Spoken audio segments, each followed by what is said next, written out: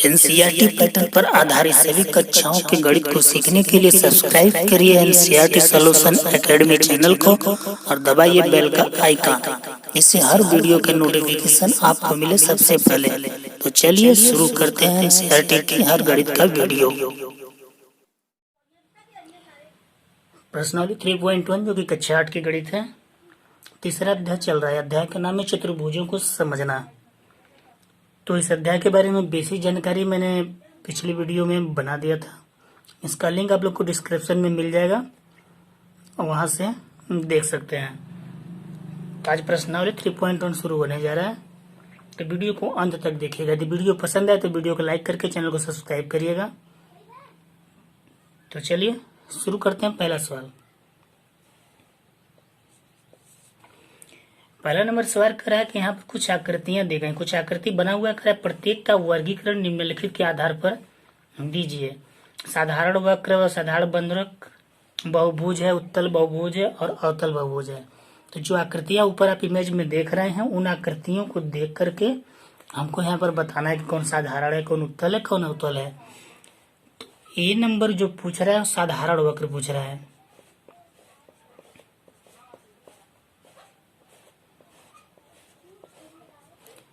तो साधारण वक्र ऐसे वक्र हैं जो एक बार आप पेन पकड़ें और आसानी से उसको एक बार में बना दें, उसको साधारण वक्र बोलते हैं। सीधा सीधा वक्र जिसे कहते हैं। तो इस आकृति में हम देख रहे हैं साधारण वक्र में हमारा पहला नंबर आएगा, उसके बाद दूसरा नंबर आएगा, तीसरा चौथा तो हो नहीं सकता, फिर पांचवा है, छठवां है, उसके बाद सातवां। ये जो आकृतियां हैं मेरा साधारण वक्र के अंतर्गत आ जाएगा। बी नंबर में क्या दिया है, साधारण बंद वक्र।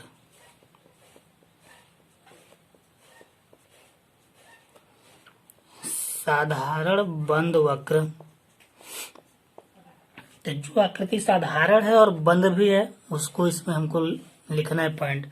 हम देख रहे हैं पहला आकृति है, दूसरा है, उसके बाद पांचवा है, छठवां है, सातवां। ये आकृतियां साधारण भी हैं और बंद भी हैं। उसके बाद सी नंबर में दिया है बहुभुज। बहुभुज जो बहुत सारे रेखाखंडों से मिलकर के बना हो। गोला ने रेखाखंड, बहुभुज मतलब उसके कई भुजाएं होनी चाहिए। तो इसमें हम देख सकते हैं पहला नंबर है, उसके बाद दूसरा इसी प्रकार से है बहुभुज, तीसरा हो नहीं सकता क्योंकि गोली है, चौथा हो सकता है क्योंकि चौथे में बहुत सारी भुजाएं हैं और कोई वैसे भुजा वाली आकृति नहीं है इसमें। उसके बाद डी नंबर का है उत्तल बहुभुज। तो उत्तल बहुभुज का जो डिफिनेशन है कैसे होता है वो बेसिक जानकारी में बताया गया है। यदि आप पहली बार इस वीडियो पे आ रहे हैं, इसके पहले बेसिक जानकारी अवश्य देख लीजिएगा। उत्तल बहुभुज में देखते हैं, उत्तल बहुभुज का जो डिफिनेशन होता है कि जिस आकृति का विकर्ण उस आकृति के अंदर ही बन जाए, मतलब बाहर नहीं जाए, उसका विकर्ण आकृति के अंदर बने, वो मेरा उत्तल में आता है। जैसे इस पूरे आकृति में हमको सिर्फ एक दिख रहा है विकर्ण के लेवल पे, दूसरा नंबर का आकृति जो है उसका विकर्ण अंदर ही बनेगा आकृति के, पहले नंबर में बाहर हो जाएगा। कैसे हो जाएगा इसका विस्तृत जानकारी आपको बेसिक नॉलेज में मिल जाएगा। उसके बाद इसमें ई नंबर में पूछा है अवतल बहुभुज।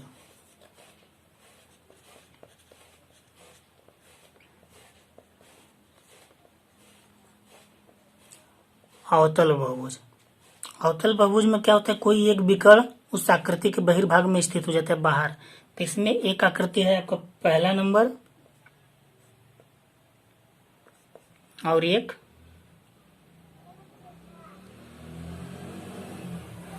चौथा नंबर।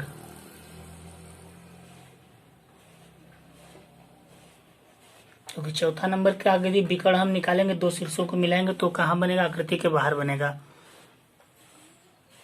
ठीक है। जो भी अवतल बहुभुज के बारे में आपको बेसिक जानकारी पिछली वीडियो में लिंक डिस्क्रिप्शन में, आई बटन में भी लिंक दिया जाएगा, आप लोग देख सकते हैं। ठीक है, चलिए अगला क्वेश्चन देखते हैं। क्वेश्चन नंबर 2, दूसरा नंबर क्वेश्चन कर रहा है कि निम्नलिखित प्रत्येक में कितने विकर्ण हैं। विकर्णों की संख्या पूछ रहा है। पहला, एक उत्तल चतुर्भुज,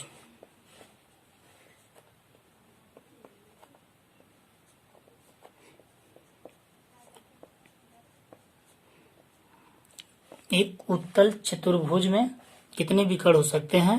तो मेरा आंसर होगा 2, क्योंकि उत्तल चतुर्भुज हम किसी प्रकार से बनाएंगे तो इसमें यदि हम विकर्ण खींचेंगे तो एक विकर्ण ये हो जाएगा, एक विकर्ण ये हो जाएगा। चतुर्भुज 4 भुजाओं में कितने विकर्ण होते हैं? 2 विकर्ण होते हैं। अब बी नंबर क्वेश्चन कह रहा है कि एक समष्टभुज,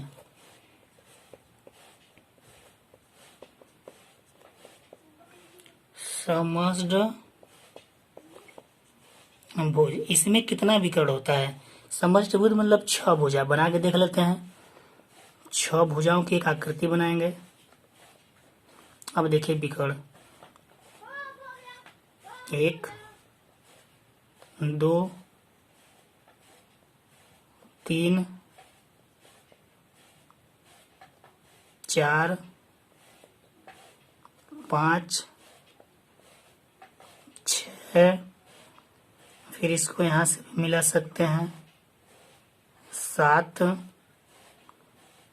एक इधर जाएगा 8। आकृति छोटा आपको समझ में नहीं आ रहा है। अब मैं कुल क्लियर, एक समष्टभुज में कुल 9 विकर्ण होते हैं। आप आकृति साफ साफ बनाएंगे तो उसमें क्लियर हो जाएगा। ठीक है, यहाँ पर देखिए मैं थोड़ा बड़ा आकृति बना करके उसको क्लियर कर देता हूँ।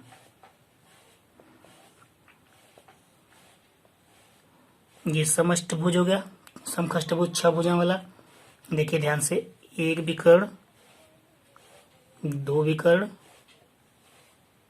3 विकर्ण। ठीक, अब ये 4 विकर्ण, ये 5 विकर्ण और ये 6 विकर्ण। सभी शीर्षों को मिलाना है।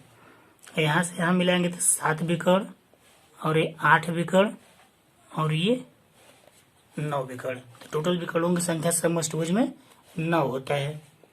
सी नंबर में दिया एक त्रिभुज,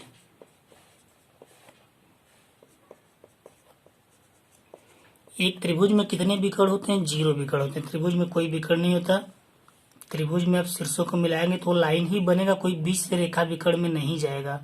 अतः त्रिभुज में सिर्फ 0 विकर्ण हम लिखेंगे। चलिए अगला क्वेश्चन देखते हैं। तीसरा नंबर क्वेश्चन करा, उत्तल चतुर्भुज के कोणों के मापों का योगफल क्या है? तो चतुर्भुज कोई हो उसके कोणों का मापों का योगफल कितना होता है? इसमें उत्तल दिया तो हम उत्तल लिख देते हैं। उत्तल चतुर्भुज के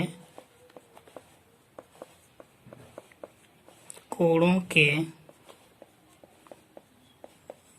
मापों का योगफल 360 अंश होता है। कोई भी चतुर्भुज हो उसके सभी कोणों का जो योगफल होता है 360 अंश होता है। आगे कह रहा है यदि चतुर्भुज उत्तल न हो तो क्या यह गुण लागू होगा? एक चतुर्भुज बनाए जो उत्तल न हो और प्रयास कीजिए। तो बिल्कुल चतुर्भुज उत्तल हो चाहे अवतल हो, कोण का मान तो 360 ही होता है। लेकिन हमें दिखाना है तो एक आकृति हम बना लेते हैं कि यदि उत्तल ना हो। तो एक आकृति मैं ये बना ले रहा हूँ। ये उत्तल नहीं है क्योंकि इसका एक विकर्ण बाहर जाएगा। मान दे देते हैं ABCD और ये बीच के भाग को हम एक बार डॉट डॉट लाइन से मिला लेते हैं। तो इसको एक प्रमेय बेस से सिद्ध करना है तो हम दिखाएंगे ABCD एक चतुर्भुज है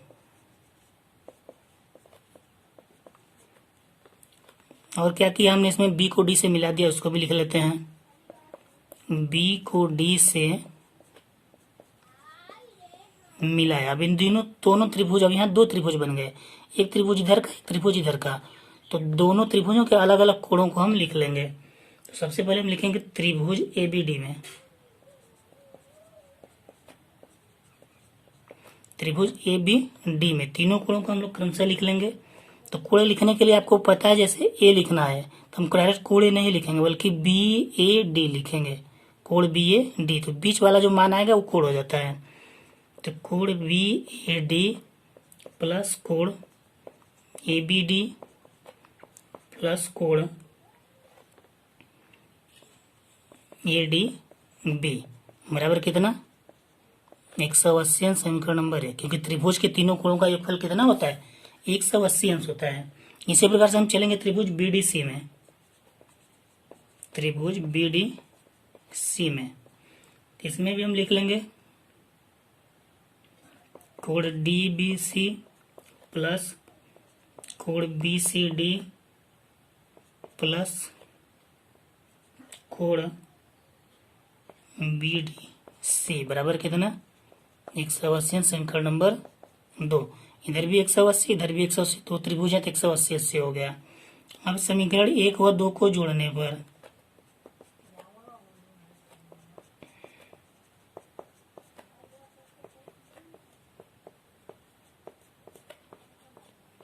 समीकरण 1 और 2 को जोड़ने पर जोड़ लेंगे तो क्या हो जाएगा कोण बी ए डी प्लस कोण ए बी डी प्लस कोण ए डी बी, ये सभी को हम लिख रहे हैं क्रम से, प्लस कोण डी बी सी प्लस कोण बी सी डी प्लस कोण बी डी सी बराबर ये 180 ये 180 मिला के कितना 360 अंश।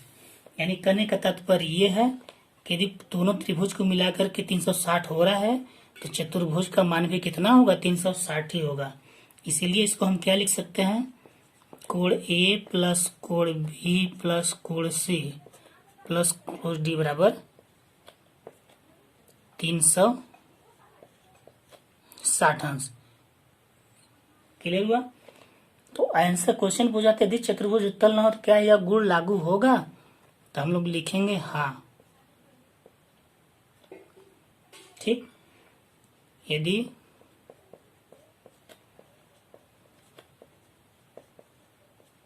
चतुर्भुज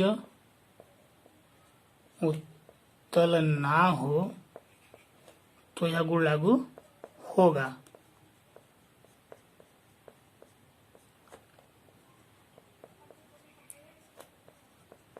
बस समझने के लिए सीधा सा बात ध्यान रखें, कोई भी चतुर्भुज हो चाहे उत्तल हो चाहे अवतल, उसका मान 360 होता है, लेकिन एग्जाम बेस पे प्रिपरेशन के तौर पे आपको इतना दिखाना पड़ेगा। ठीक है, चलिए अगला सवाल देखते हैं। चौथा नंबर सवाल दिया हुआ है, तालिका की जांच कीजिए, प्रत्येक आकृतियों को त्रिभुज में बांटिए और कोणों का योगफल ज्ञात कीजिए। आकृति ऊपर दिख रहा होगा इमेज में, क्या दिया भुजा कोणों का योगफल दिया, तो जो आकृति दिया उससे कोई विशेष मतलब नहीं है। नीचे लिखा हुआ कि एक बहुभुज के कोणों के योग के बारे में आप क्या कर सकते हैं जिसकी भुजाओं की संख्या निम्नलिखित है। तो कुछ मान दिया हुआ है, जैसे पहला ए नंबर दिया है 7, ये भुजाओं की संख्या है और कोणों का योगफल पूछ रहा है। तो एक बहुभुज के कोणों का योगफल फार्मूला होता है, यहाँ लिखेंगे एक बहुभुज के कोणों का योगफल बराबर फार्मूला होता है n-2 गुणित 180 अंश, ये फार्मूला होता है। अब n की जगह हमको ये वैल्यू रखना है जो यहाँ पर दिया हुआ है, 7 दिया है तो 7 - 2 गुणित 180 अंश, और 7 में से 2 निकाल देंगे तो 5 गुणित 180 अंश, यहाँ पे हम गुणा कर लेंगे 18 बचे 90, 900 अंश। ठीक है, इसी प्रकार से बी नंबर में दिया है 8, आप लोग कर लेंगे। सी नंबर में 10 दिया है, वो भी कर लेंगे। डी नंबर में दिया है n, तो n कहाँ रखेंगे, जहाँ पर n का मान ऑलरेडी है तो n का मान यहाँ नहीं रहेगा, तो इसका मान ये खुद हो जाएगा जो एक फार्मूला है n भुजाओं के लिए। तो जहाँ डी नंबर में जहाँ हमको n रखना पड़ेगा, इसके लिए बस सेम फार्मूला ये हम लिख के छोड़ देंगे, क्योंकि इसके आगे कोई कैलकुलेशन नहीं है, n एक भुजा है। ठीक है, चलते हैं आगे। क्वेश्चन नंबर 5वां कर है कि समबहुभुज क्या है। समबहुभुज क्या है, जिसकी समान भुजाएं हो। एक सम जिसके भुजाएं भी समान और कोण भी समान हो। तो कह रहा है एक समबहुभुज का नाम बताए जिसमें पहला नंबर दिया है 3 भुजा हो, दूसरा नंबर दिया है 4 भुजा हो, और तीसरा नंबर दिया है 6 भुजा हो। तो 3 भुजा वाला कौन सा समबहुभुज है, ऐसा कि जिसका भुजा भी बराबर हो कोण भी बराबर हो। तो हो जाएगा क्या, समबाहु त्रिभुज। समबाहु त्रिभुज, क्योंकि समबाहु त्रिभुज की भुजाएं भी समान होती हैं, कोण भी सभी 60-60 होते हैं। ठीक है। और चार भुजाओं का क्या होता है, वर्ग। ये वर्ग की चारों भुजाएं भी बराबर होती हैं, कोण भी 90-90 हो जाता है। और 6 भुजा का क्या होता है, समष्टभुज होता है, समखड़ भुज। ये 6 भुजाओं वाली बहुभुज होता है। इसको यदि आप बनाएंगे आकृति, इसका सभी भुजाएं बराबर होती हैं, कोण भी लगभग क्या एक्चुअल बराबर होता है। ठीक, तो हमको सिर्फ नाम बताना था, समबाहु, वर्ग और समष्टभुज। समखड़ भुज बोलते हैं 6 भुजा। अगला क्वेश्चन, सवाल नंबर 6, करेक्ट निम्नलिखित आकृतियों में यक्स की माप ज्ञात कीजिए। कुछ आकृति दिया गया है, ऊपर आपको इमेज में दिख रहा होगा। इन सभी में जहां यक्स लिखा है उसका वैल्यू निकालना है। तो मैं पूरी कैलकुलेशन नहीं कर दूंगा क्योंकि वीडियो काफी लंबा हो जाएगा, तो मैं बता दे रहा हूँ करना कैसे। देखिए, ये पहला आकृति है, कुछ इस प्रकार से दिया हुआ है। ठीक है, यहाँ 50 है, ये 130 अंश है, ये 120 है और ये यक्स है। यक्स का वैल्यू निकालना है। और ये आकृति कैसा है, एक चतुर्भुज की आकृति का है।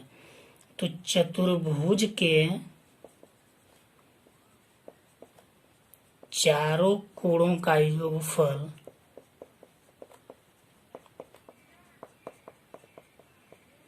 कितना होता है, 360 अंश होता है। तो हम यही हल कर लेंगे। चार कोण कौन कौन है, 50 है, प्लस 130 है, प्लस 120 है और प्लस यक्स। इन चारों को मिला के 360 अंश। अब इसको आप यदि हल करेंगे तो एक्स का जो वैल्यू मिल जाएगा वो उसका आंसर हो जाएगा। इन तीनों को जोड़ के उधर 75 करके घटा लेंगे। उसके बाद दूसरा आकृति कुछ इस प्रकार से दिया हुआ है।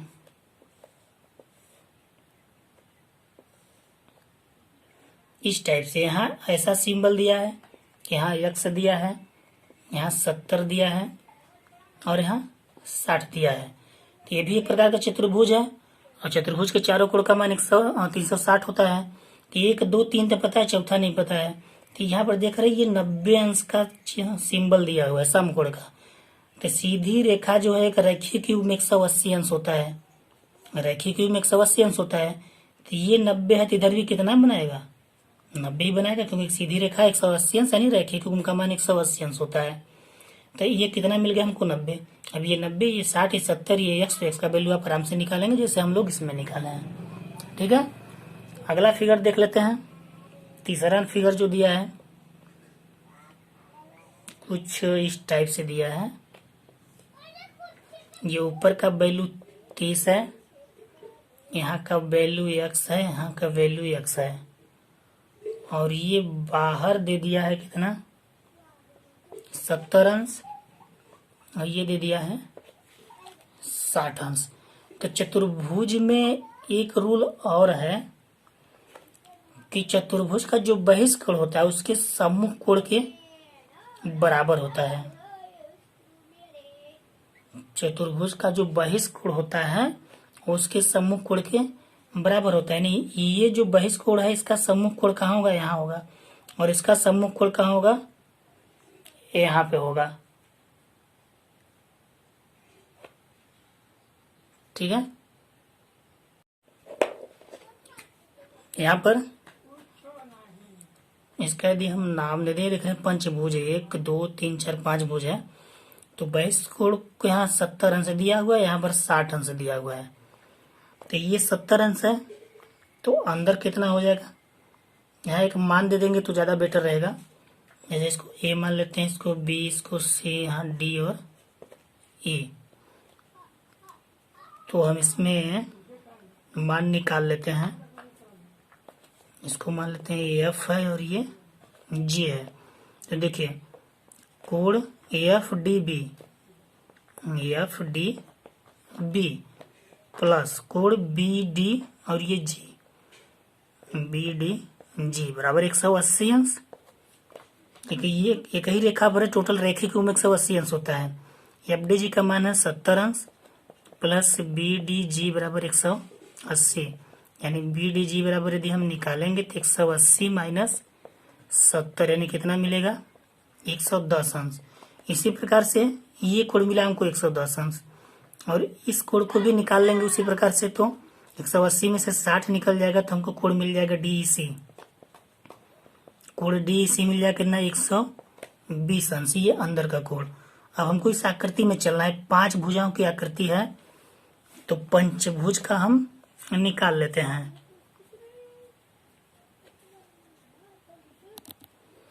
अब पंचभुज के कोणों का योगफल कितना होता है, देखिए पंचभुज के कोणों का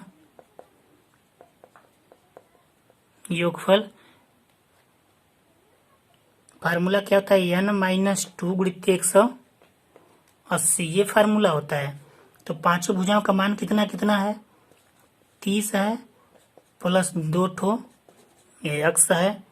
उसके बाद 2 वैल्यू यहाँ नीचे का हमने निकाला, यहाँ का एक 110 और एक 120, तो 110 प्लस 120 बराबर n की जगह 5 भुजा है तो हम 5 रखेंगे, तो 5 में से 2 गया 3, और 3 का गुणा 180 में करेंगे तो 18×3 = 540। अब इसको आप हल कर लेंगे, हल करने के बाद जो x का वैल्यू होगा निकाल लेंगे, क्योंकि x का वैल्यू दोनों बराबर ही आएगा। ठीक है, हो जाएगा। चलिए अगला आकृति देख लेते हैं। यदि कोई दिक्कत होता है तो आप लोग कमेंट बॉक्स में जरूर बताइएगा। अभी मेरा बैटरी लो हो गया इसलिए मैं थोड़ा फास्ट कर रहा हूँ। उसके बाद जो D नंबर का आकृति दिया हुआ कुछ इस प्रकार से दिया हुआ है, सब में ऐसे डाट लगा हुआ, कहने का मतलब पांचों भुजाएं बराबर हैं, और यहाँ एक कोण दिया हुआ है x, हमको x का वैल्यू निकालना है। तो पंचभुज के कोणों का योग निकाल लेते हैं। पंचभुज के कोणों का योग क्या होता है, n-2 गुणित 180, 5 भुजा है तो 5 - 2 गुणित 180, 5 में से 2 गया 3, 18×3 = 540, और पांचों भुजा बराबर ये चित्र बता रहा है। तो कोण की वैल्यू x है, तो पांचों भुजा या पांचों कोण x होगा, क्योंकि जब भुजा बराबर है तो कोण भी बराबर होगा। तो हम लिखेंगे x plus x plus x plus x plus x, 5x, पांचों को जोड़ लेंगे तो 5x बराबर 540, और x बराबर 540/5, 5 से डिवाइड कर लेंगे तो आएगा 108 अंश, यानी x की वैल्यू कितना, 108 अंश। ठीक है, चलिए अगला सवाल देखते हैं। 7वां नंबर क्वेश्चन में कुछ आकृति दिया गया, उसका मान निकालना। इस आकृति में मान निकालना है हमको, x plus y plus z का मान निकालना है। तो x प्लस वाई जेड का मान निकालने के लिए हमको त्रिभुज का तीनों कोण पता होना चाहिए।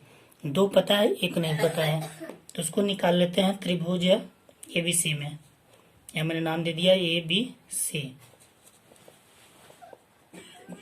त्रिभुज के तीनों कोणों का योगफल 180 अंश होता है।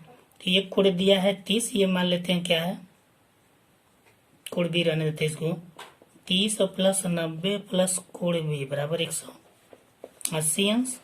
तो कोण B बराबर 180 माइनस ये 9 3 12 120, यानी कोण B बराबर 60 अंश। ये त्रिभुज का मान निकल गया। अब बाहर x y z है, उसका मान निकालना है। तो ये बाहर का कोण और ये अंदर का कोण टोटल मिलाकर कितना होता है, 180 अंश, क्योंकि एक रैखिक युग्म है। तो हम लोग दिखाएंगे था x प्लस 90 बराबर 180, ब्रैकेट में लिख देंगे रैखिक युग्म। अब इसको हल कर लेंगे तो x बराबर 180 माइनस 90, यानी x बराबर 90 अंश। इसी प्रकार हम y और z का भी निकाल लेंगे।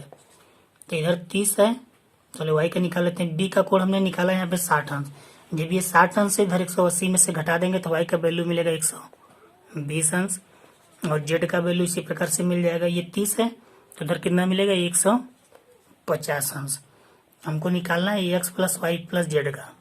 तो x plus y plus z बराबर x के वैल्यू हमने निकाला 90 प्लस 120 प्लस 150, तीनों को हम जोड़ लेंगे यहाँ पर।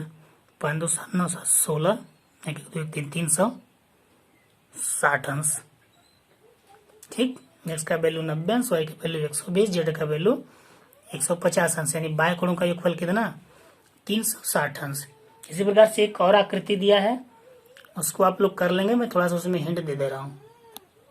ये है 7वें का बी नंबर का आकृति। इसमें हमको मान निकालना है x plus y plus z plus डब्ल्यू, इन चारों का योग निकालना है। तो चारों का योग निकालने के लिए हमको अंदर का सभी मान पता होना चाहिए। तो एक 60 है, 81, 120 है, ये नहीं पता है, तो हम निकाल लेंगे सम्मुख कोण से, क्योंकि चतुर्भुज का जो सम्मुख कोण होता है वो होता है 180 अंश। तो ये 80 है, जिसको नहीं पता इसको हम नाम दे देते हैं ए, बी, सी और डी।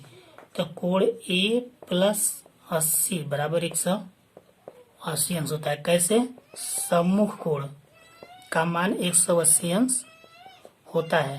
तो यहाँ कोण ए बराबर 180 में से 80 हम घटा लेंगे, कितना मिलेगा? 100 अंश। ए की वैल्यू 100 अंश मिल गई। अब हम मान निकालेंगे, x का मान निकालना, वही रैखिक क्यों प्रयोग करेंगे इसमें। तो x प्लस 120, यहाँ x और 120 दोनों का मान होता है 180 अंश। कैसे? रैखिक युग्म से। ठीक, रैखिक युग्म से 180 अंश होता है। तो x बराबर क्या हो जाएगा? 180 माइनस 120, घटा लेंगे तो x की वैल्यू 60 अंश। इसी प्रकार से हम सभी का मान निकाल लेंगे। इसी प्रकार y बराबर क्या हो जाएगा? इधर 80 है तो उधर क्या बचेगा? 100 बचेगा 180 में से घटाने के बाद। z का क्या, इधर 60 है तो क्या बचेगा? 120। और यहाँ का वैल्यू हमने निकाला था 100 निकला इधर। तो जब इधर 100 है तो बाहर में कितना हो जाएगा? w का मान हो जाएगा 80। ठीक, हमको निकालना क्या था?